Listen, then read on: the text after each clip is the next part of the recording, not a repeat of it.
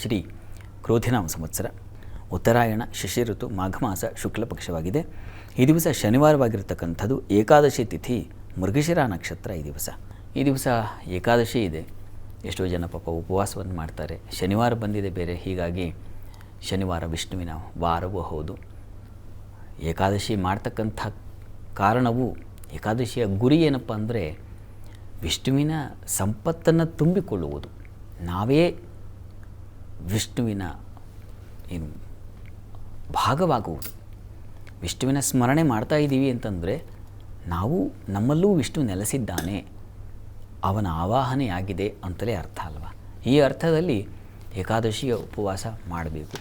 ಸುಮ್ಮನೆ ಏನೋ ನಾವು ಪ್ರತಿ ಸಲ ಏನಾಗುತ್ತೆ, ಏಕಾದಶಿ ಮಾಡ್ತಾಯಿದ್ದೀನಿ ಅದೊಂದು ಉಪವಾಸ, ಅದೊಂದು ಮೈಂಡ್ ಸೆಟ್ಟಲ್ಲಿ ಕೂತಿರುತ್ತೆ. ದಿವಸ ಏಕಾದಶಿ ಉಪವಾಸ ಮಾಡಿ. ಕೆಲವು ಪಾಪ ಶ್ರದ್ಧೆಯಿಂದ ಮಾಡ್ತಕ್ಕಂಥವ್ರು ಇದ್ದಾರೆ, ಅವ್ರ ಬಗ್ಗೆ ಏನು ತಕರಾರುಗಳಿಲ್ಲ. ಆದರೆ ಆಚರಣೆ ಮಾಡುವ ಸಂದರ್ಭದಲ್ಲಿ ನೀವು ಮಾಡ್ತಾಯಿದ್ದೀರಾ.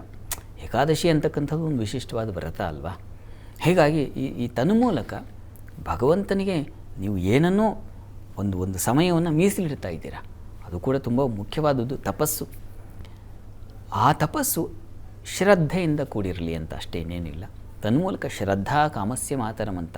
ಶ್ರದ್ಧೆ ಇದ್ದರೆ ನಿಮ್ಮ ಉದ್ದೇಶ ಏನು, ನೀವು ಮಾಡುವ ಉಪವಾಸ ಇದರ ಉದ್ದೇಶ ಏನು, ಟಾರ್ಗೆಟ್ ಏನು, ಅದು ನಿಮಗೆ ಚೆನ್ನಾಗಿ ಗೊತ್ತಿರಲಿ.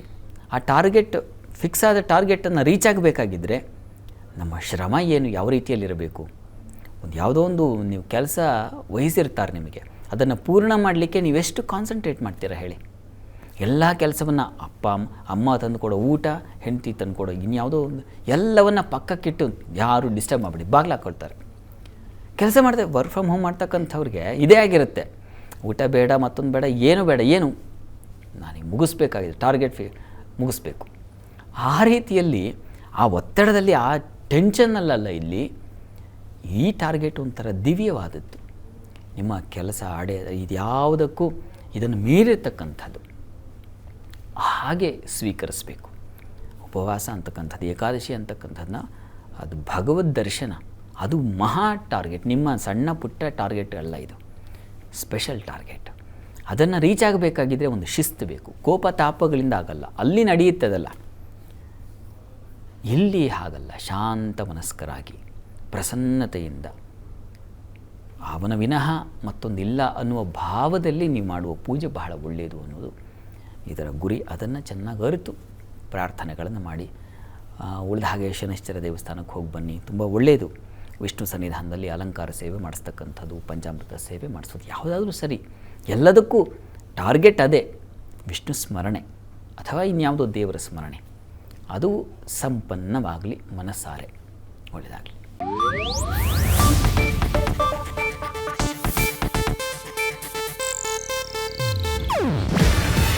ಇದು ಏಷ್ಯಾನೆಟ್ ನ್ಯೂಸ್ ನೆಟ್ವರ್ಕ್ ಪ್ರಸ್ತುತಿ. ನೀವು ನೋಡ್ತಿದ್ದೀರಾ ಏಷ್ಯಾನೆಟ್ ಸುವರ್ಣ ನ್ಯೂಸ್.